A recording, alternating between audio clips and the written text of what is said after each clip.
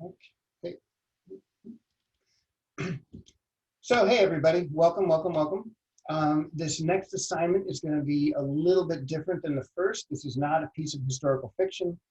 This is a piece of hardcore historical journalism done by Adam Hochschild, who teaches journalism at UC Berkeley.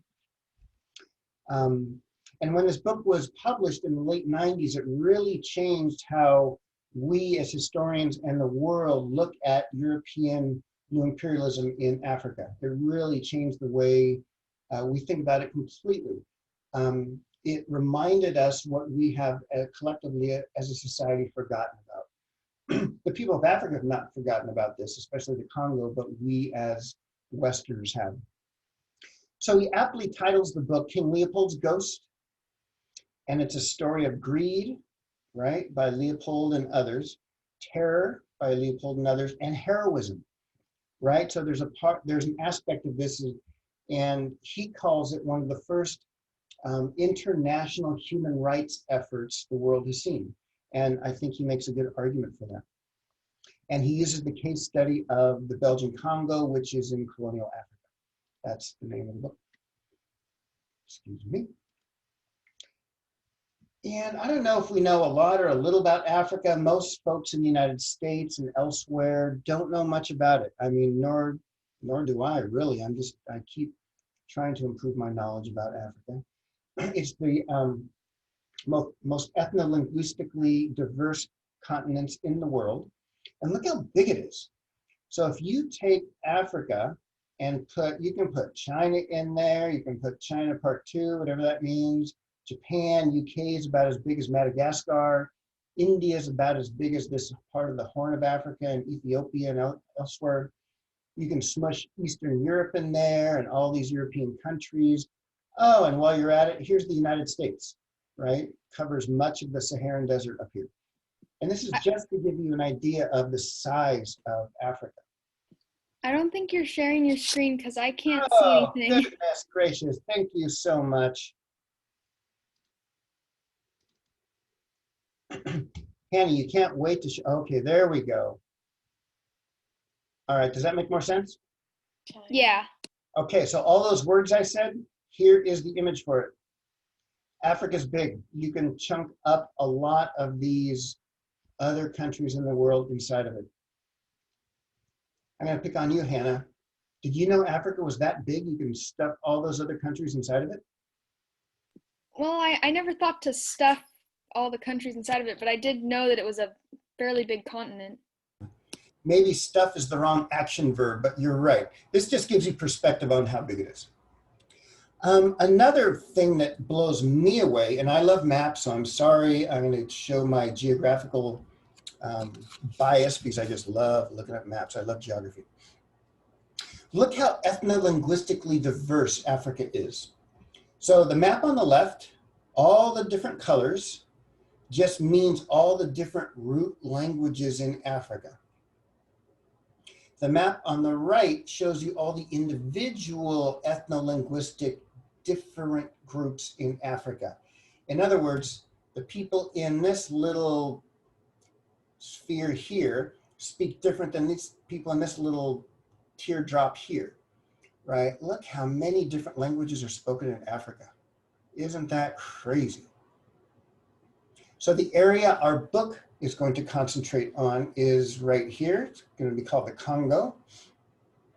It makes up much of South Central Africa.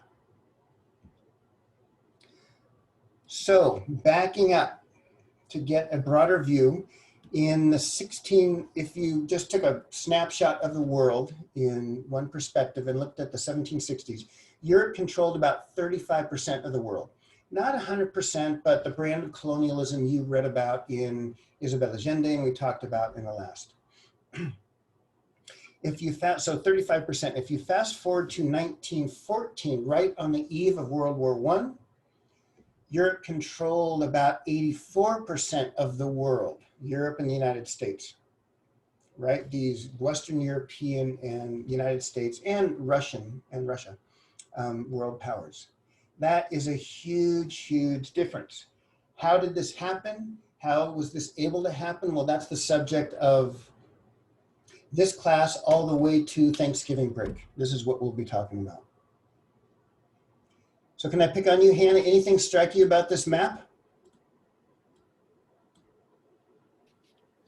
Um, I see a lot of like mainly British, United States, Russian, and French. It seems like they maybe controlled most of the Even though world. France had claimed, they didn't control it all the way. France claimed a big swath of northwestern Africa, but a lot of this is very sparsely populated. This makes up much of the Sahara Desert. However, you're right. Great Britain controlled a lot of the world. That's this kind of dark yellowish color. I know there's a better word for it. The Russian Empire, of course, spanned much of northeastern Eurasia. Okay, good point.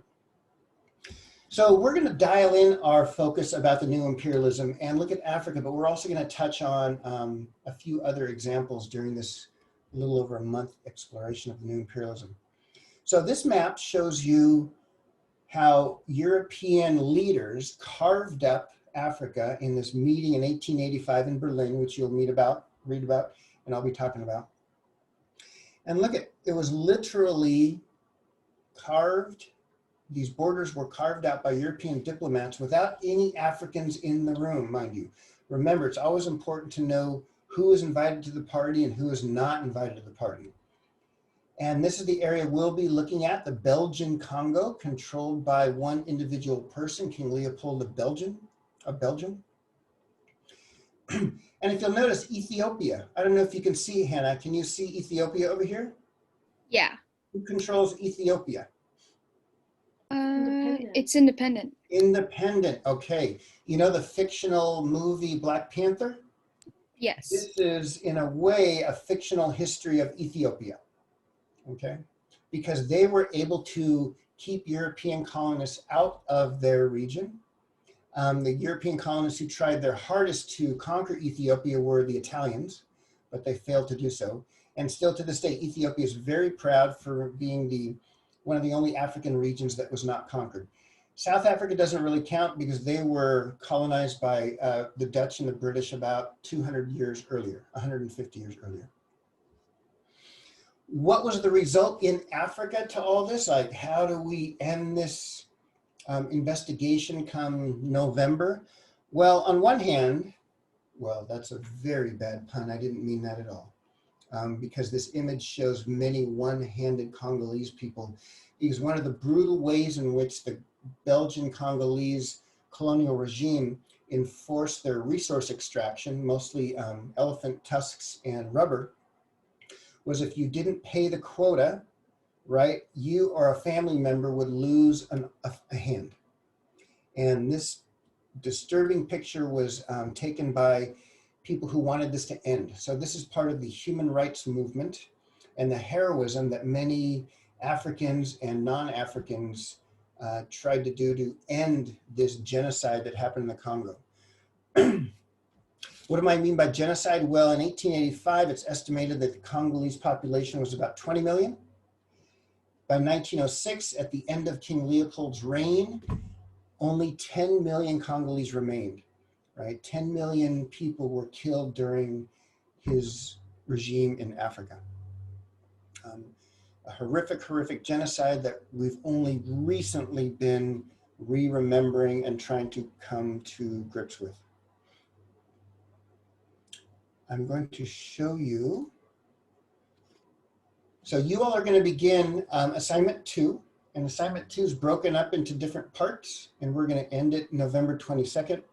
So part 1 of assignment 2, I'm going to scroll down. Here's just your directions for success. I found a pretty good, this cartoon, it's a cartoon, but you know what? It's historically based. So what this cartoon did was boil down the main points of the book, King Leopold's Ghost, into an 8-minute cartoon. So it's a good introduction. So before you do anything, I invite you to read this. There's going to be 2 lectures associated with part 1, the Consumer Revolution and Slavery, and I'm going to do that lecture right now, very soon. And then I'm going to upload later today this lecture, the Haitian Revolution. So this is all part of part 1, and this part 1 will be due in 1 week. Okay. Part 1 also includes watching this brief video about the Atlantic slave trade. But the main part of assignment 2, part 1, is to read the first 3 chapters of King Leopold's Ghost. And similar to what we did with Isabel Allende, Inez of My Soul, there's going to be questions that go along with the reading. So for the introduction, there's 3 questions, and I've edited them down. There's a lot fewer questions than there were for Isabel Allende. For the prologue, there's 5 questions. For chapter 1, there's 3 questions. For chapter 2, there's 3 questions. And for chapter 3, there's 3 questions. Okay, I hope that's clear, and that's all due in 1 week from this recording, from October 5th. Okay. So, Hannah, can I pick on you? Do you have any questions before we begin our lecture? No. Okay. Checking in. You're a token student today. All right, where do I go? Here and here. So my job is to provide complementary context to this book you're reading. And again, this book, it's a big one. It's a thick one. It's full of a lot of names. So that's why we're spending so much time on it. But my job is to give you some historical context to help you better understand this book. So that's why I'm going to begin this with what I'm going to call the consumer revolution. Other historians have too.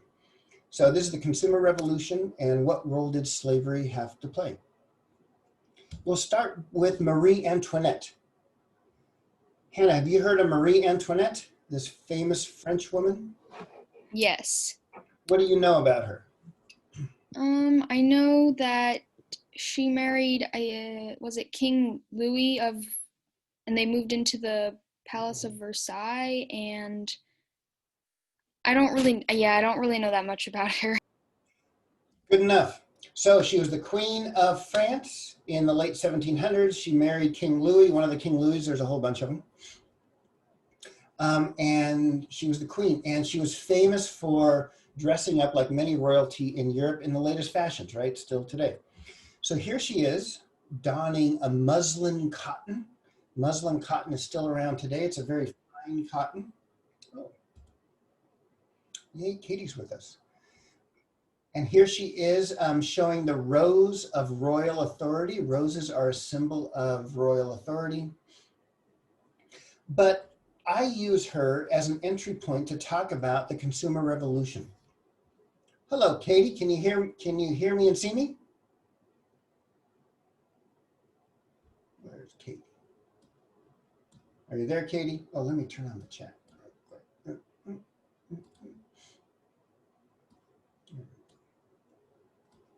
All right. So let me get to this cotton as an entry point to talk about the trade revolution. This cotton was grown in India. Okay, British controlled India. British had a colony in India at this time. The cotton was transported to what is today Mosul, Iraq, where it was manufactured. And after it was manufactured into this very high quality cotton, it was exported to Europe. And this is just one example of the globalized economic system that was around beginning in the 1700s. So again, the cotton was grown in India on a British controlled plantation, processed in Mosul, Iraq, which is right here, and exported, like all these other things, exported all the way to Great Britain. And this map is very interesting and important, and I hope you take time to look at it. It shows you all the goods being exported from Southeast Asia, which include coffee, silk, gems, spices, pepper, okay? And all of these are coming to the Americas and Western Europe. And it shows what's being exported from Africa, people, right? Enslaved people are being exported to Africa to work on these plantations. Another piece of the consumption revolution that I want to talk about is just take a snapshot of the Royal Exchange in London. The Royal Exchange in London is similar to our Wall Street today. It's where economic movers and shakers in London, England, right, home of the biggest empire in the world at the time, traded goods. But they all not only traded goods, right? They sat together, they ate together, they smoked tobacco together. Here they are ordering tea, not beer, not gin. Okay, this is what goods they are consuming. So these goods are coffee that are being exported mostly from the Caribbean and Brazil, tea, mostly from British-controlled India, chocolate, which is native to Mexico, was exported from Mexico, sugar, which is being grown on the plantations of the Caribbean, and they're all smoking tobacco, right, which is being exported from the American colonies and Brazil. Hannah, if I can pick on you, what strikes you about all these goods, right? What's unique about coffee, tea, chocolate, sugar, and tobacco? Well, none of them are good for you, so that's one, but That's one point, right? These aren't good for you. And do you need these in order to survive? no. No, they're total luxury goods, right? That when taken in excess can be harmful to your body, right? Especially tobacco and sugar, right? Very harmful to your body when taken in excess. Good point. However, Western Europeans and wealthy people in colonial America were gobbling these goods up in record numbers. For example, rum is the booze you make out of sugar. Look how much more British people were boozing up on rum and sweetening up their dishes with sugar between 1650 and 1800. There was a 2,500% increase in rum and sugar production in Britain and in the British Empire. Isn't that crazy? And this is a rum distillery, right? This is where they turn sugar into this distilled alcohol of rum. Here's just a couple more data points. In 1698, Britain imported 200 gallons of rum. In 1800, 2 million gallons. That's just an incredible growth in just about 100 years, right? Sugar, sugar, not honey, honey. Incredible numbers. And this is an image of a typical sugar plantation because sugar cannot grow in temperate or Mediterranean climates. It needs tropical climates, right? And the Caribbean provided the perfect place to grow sugar. Here's a sugar plantation using all the latest technology, right? This is a high-tech enterprise if you want to look at it. Here is a Dutch windmill, and the windmill moved the mill, the things that squish the cane. And here are people feeding cane into the mill to squish it, to get the juice out. To juice it is a better term. Here's this apparatus which aims the windmill towards the wind so they can get maximum efficiency.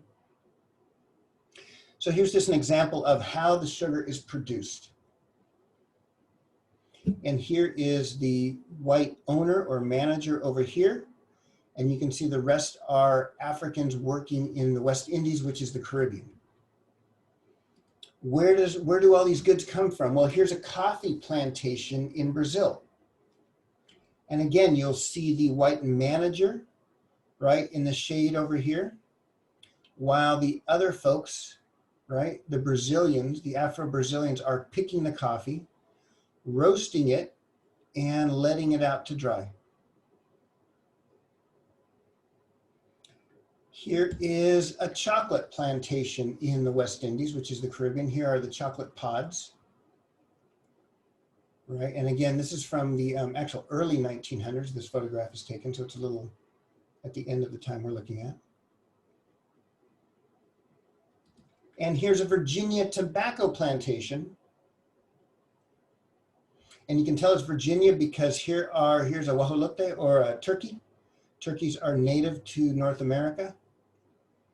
And here are the workers, the unpaid enslaved labor, processing tobacco. They're drying it up here, right? And working it, and here they are in the various states of processing tobacco.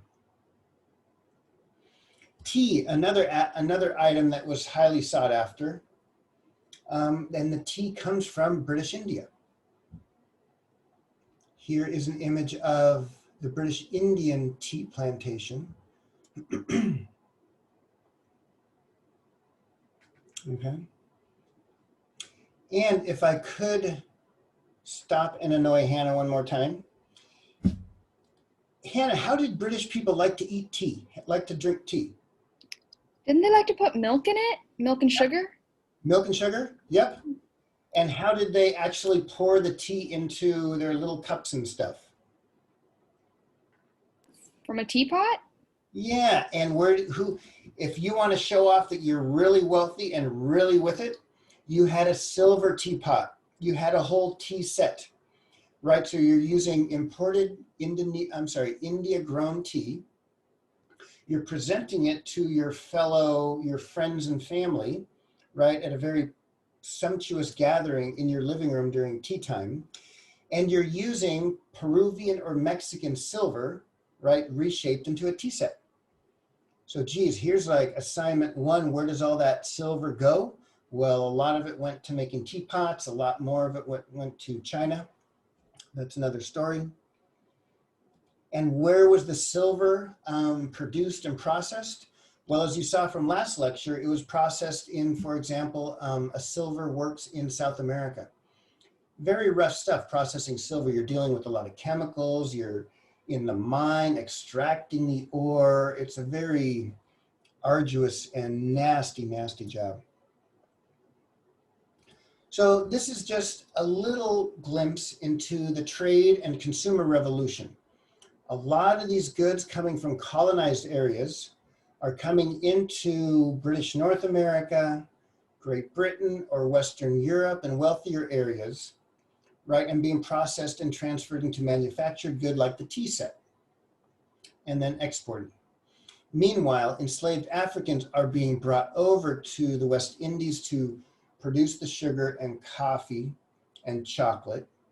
Similarly, colonized people in India and elsewhere are producing the tea and other items we've been talking about. And Hannah, and I'm going to pick on you. What did all these plantations have in common? The sugar, the coffee, the coca, right? They all had lots of unpaid slave labor. Yeah, exactly. It's all based on slave labor, and the consumers know this, right? And not only slave labor, it's based on completely transforming the countryside. We can take an environmental analysis of this, and look how this island, this is called Tortuga Island. Tortuga is named for a turtle because it kind of looks like a turtle. That's what the Spanish called it. And you can tell how a lot of the previous forested area was taken down in place, they were put sugar plantations. So sugar plantation, walled off city. This is where the important white people lived. And elsewhere is where the workers lived. And who's gonna do the work? As Hannah referred to, this is why there was a big boom in the enslaved African trade. We're going to get into detail in the next lecture about exactly how, and in the book, about how Europeans purchased slaves here. Europeans did not go into Africa and kidnap Africans. No way. They used African middlemen to do this. Okay. So we have millions of slaves coming into the West Indies. About 500,000 ended up in what's today the US. About 5 million into Brazil. And a lot of them came from this area we're going to be studying, the Congo. Okay. And you might have seen this in your life before. Remember how the Industrial Revolution, well, I'm going to lecture about that next time. The Industrial Revolution really catapulted European economic and political power onto the world stage. And one of the ways in which Europe was able to, really excel in political and economic power was the use of science, right? Science does matter. But science also made it possible to create a ship like this. And Hannah, what's this ship carrying? Can you tell in this fuzzy picture of mine? It looks like people. Hundreds of people. Exactly, Hannah and Emma.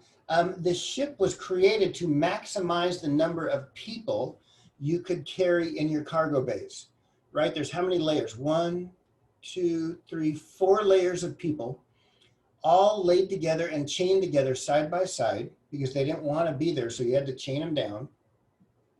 And they were captured and brought over to the Americas. And when I say Americas, I mean this whole continent, right? That included British, French, Dutch, English, Spanish, Portuguese colonies, right?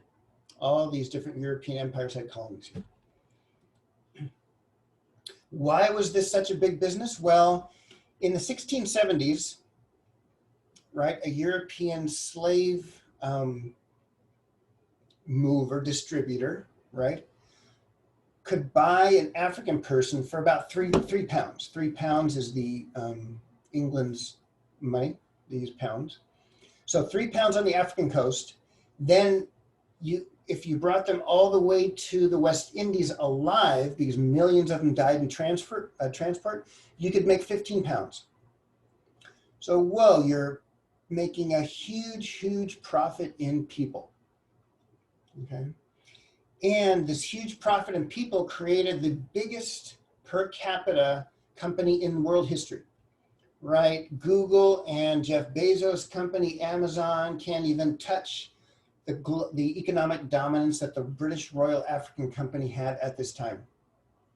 And the British Royal African Company, their number one commodity was people, moving them from Africa to the United States. Britain had the biggest navy and with the biggest navy, you could move the most people from Africa to the Americas. But Hannah and Becky, do you think all Europeans were down with the African trade? Probably not all. I would think most of them were, but there were definitely people who probably didn't like it. Yeah, there was a lot of people who were saying, hey, this ain't Christian, this ain't cool, not at all. There were many commentators, and you're exactly right how most people in the Western world, and I mean Western Europe and the United States, most white people, either tacitly supported it, meaning they didn't know, maybe didn't want to know, just thought, oh, maybe that's just the way things are. But there were a number of white folks who were against it. For example, the author of this cartoon called the sugar trade one of the barbarities in the West Indies, right? It's not a good thing. A bad thing's going on in the West Indies. And this cartoon is depicting how do we make sugar? Well, we make sugar with the bodies of African people. So this is straight up a critique on slavery.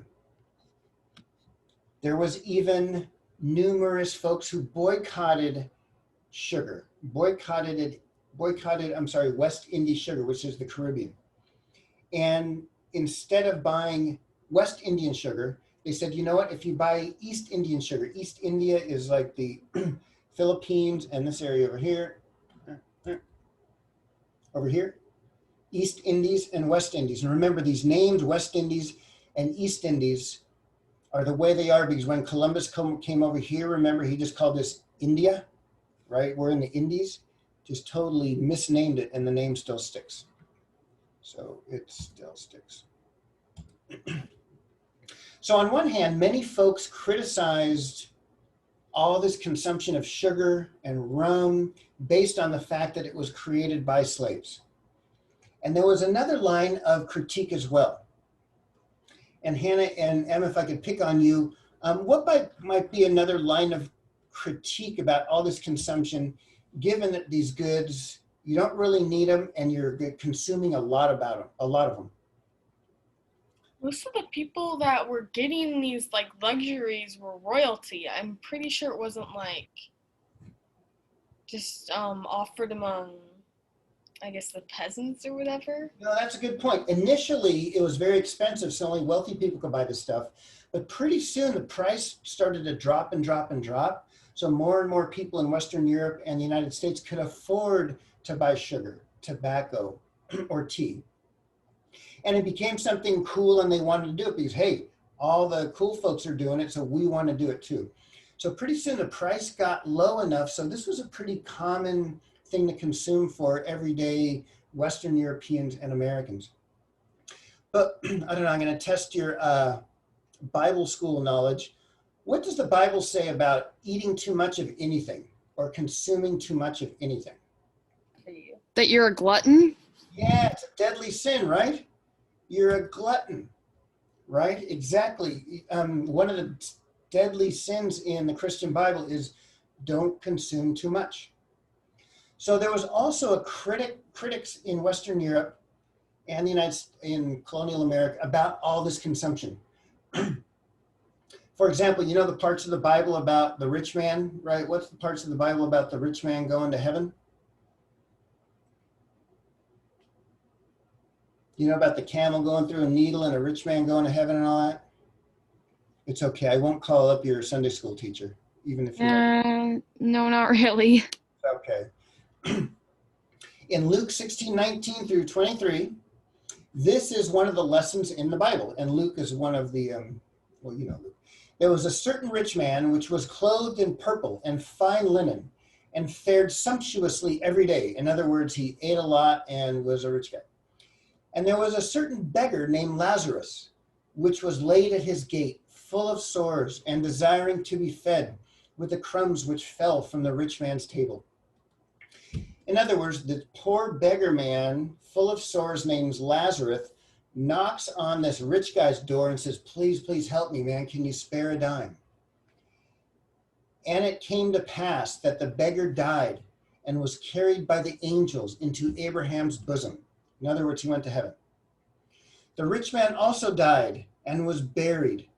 And in hell he lift up his eyes, being in torments, and seeth Abraham far off and Lazarus in his bosom. So what happened to the rich guy when he died? He went to hell. Went to hell. And what happened to the poor guy? He went to heaven. All right, so the deadly sins outlined in the Bible in part is based on Luke, this part in Luke, in which, right, we should, like Jesus said in those revolutionary sermons on the mountain, etc., right, be passionate to those lesser than you. So that's another critique of consumption. So what are Western Europeans going to do when, on one hand, they love all this stuff, right? Sugar, coffee, tea, all this stuff. And plus, isn't it better for you than alcohol, they would argue, but they're also drinking rum. So there becomes, what philosophers and economists start to argue, and I'm getting kind of like an intellectual history for you, but that's okay because I think it's so interesting. This French guy named Montesquieu, he's also the inventor of the essay. So next time you have to write an essay for class, you can blame Montesquieu for that. He was one of the founding fathers of the essay. So Montesquieu argued in the 1750s that, you know what? I know the Bible says gluttony is a sin. However, a little bit of consuming these a little bit is okay because it moderates your other sinful desires. For example, if you have a little bit of chocolate, you might not go steal from your neighbor. If you have a little bit of tea with sugar, you might not, right, sleep with your neighbor's wife. Please make me prove this to you. So the argument was that if you partook in these pecadillos in Spanish means little sins, like little itty bitty sins, and I think the same in English, right? Do you all use that word, Hannah and Becky, pecadillo? Pecadillo? No, I've never used it. Oh, well, it's out there. It comes from the Latin meaning small sins. Pecca is small and pecadillo is, illo is small and pecado is sin. So does that make sense what he's saying? How he's making that argument? Yes. But now, But now he says, you know what? Chocolate. We all love chocolate. I'm going to go have a chocolate cookie right after this lecture. In Latin, in the 1600s, the European scientists called Latin the food of the gods, Theobroma cacao. And here's the little chocolate seed within the chocolate pod. And increasingly, these luxurious goods are being advertised. This is a version of advertising of the 1700s. This is in French. It's saying a young woman, right, enjoying her chocolate. And look at her with that hitherto, come share this chocolate with me look, right? She doesn't seem like she's scared of sinning. So there comes this new attitude that, you know what? We can afford it. We deserve it as long as you don't do too much of it. In London, one of the gentlemen's clubs in London, and gentlemen's clubs go back for, geez, a couple thousand years, a place where married men gather without their wives and enjoy the company of people who aren't their wives. And here, this is called the coquetry. So the beverage of choice at this club is chocolate. So here they are enjoying their chocolate. Meanwhile, here are the women in Britain enjoying, without their husbands, an afternoon tea. And those of you who go to study art history or just curious at looking at different paintings in museums, you can usually tell the mood the painter wants to get across if you look at what the dog's doing. And this is Western European iconography, not like African iconography. So what's the little dog doing? How's the dog feeling down here in the bottom left-hand portion? The dog is relaxing and sleeping. Chill, man. This is a chill environment. They're having a good time, right? And it's good and chill and relaxing because they're having their tea. This is tea time, in which they're going to put, a couple cubes of sugar in their tea, sugar from the Indies, tea from India, and silver from Peru. This is a globalized economy, people, and this might even be muslin from Iraq. And so it was celebrated, right? And it also reinforced the racial hierarchies, right? Wider looking people are to be served by people with darker skin. And here's a Turkish woman serving the French Madame Pompadour.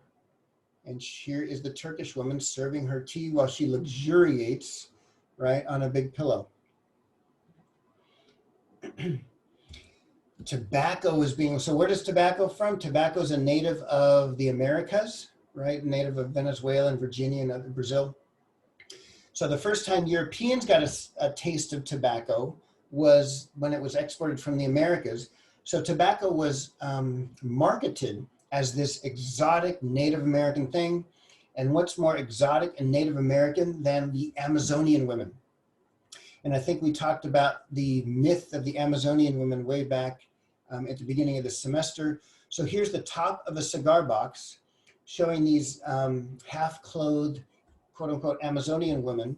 And you and your little tobacco buzz can imagine yourself in this world of exotic Virginia Pocahontas land. Here's chewing tobacco being sold to consumers throughout the Western world, right? So they're using indigenous literal bodies to sell their tobacco. And making it quite, right, it looks pretty pleasant. For example, here is a depiction on a vase of the chocolate harvest in Africa. And I'll pick on you two for the last time here. How is this depicting the chocolate harvest in Africa, this painting? Is it like... It's depicting it to be like easygoing, like a lazy afternoon, and those slaves are like having like a good fun time. And Exactly. So how many Western European and colonial American white folks whitewashed history and really were able to palate all the goods they're eating from all these slave plantations, whether it's chocolate, coffee, sugar, rum, was to really retell the story about, you know what, these slave plantations aren't that bad. It's okay. Look at, we treat them better. Look at, it's better than being in Africa where they're being chased by tigers. Please don't trust me on that one. I can show you documents about the defense of slavery is that whether at least the masters are protecting them and they're not being eaten and stomped by elephants. So definitely there was a whitewashing of history. Look at Pocahontas, looks very, she's doing her little ballerina move while you chew on your tobacco.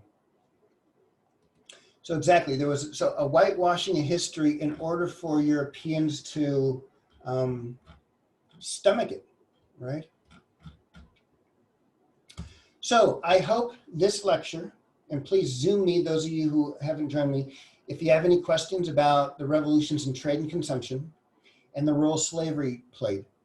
And in the next lecture, the next lecture which I'm going to be recording and uploading is going to be about the Haitian Revolution. And I included these two preliminary introductory lectures in order for you to get the backdrop about what framed King Leopold and how he's creating this colony of the Congo and why he's creating it the way he is. I hope this helps. Okay, I'm going to stop recording.